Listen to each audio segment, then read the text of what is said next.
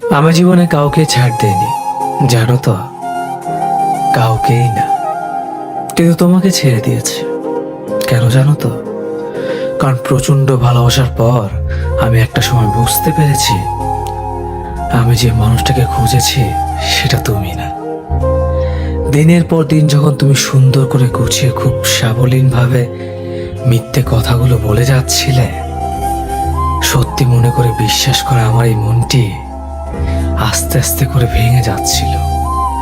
খুব অসহায়ত্ব নিয়ে যখন তোমার কাছে আসতাম, তখন তুমি আমাকে বুঝিয়ে দিয়েছ কাউকে অন্ধভাবে বিশ্বাস করা ঠিক না। আমরা সবাই একটু ভালো থাকার আশায় অন্য কাউকে খুব সহজে বিশ্বাস করে ফেলি।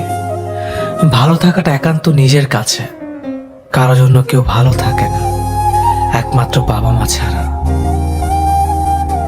এটা তোমাকে ভালো না বাসলে হয়তো বুঝতামই না।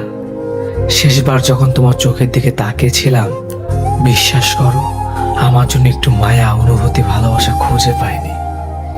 আমি আস্তে আস্তে বুঝতে শুরু করেছিলাম তুমি আমার জীবন থেকে হারিয়ে যাচ্ছ।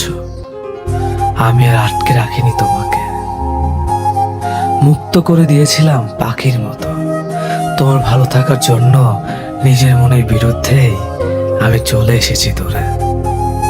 ভালোবাসা নাকি আলো ছড়ায়, মুগ্ধতা ছড়ায়। আমি সেই ভালোবাসাকে অঝরে দিনের পর দিন কাঁদতে দেখেছি।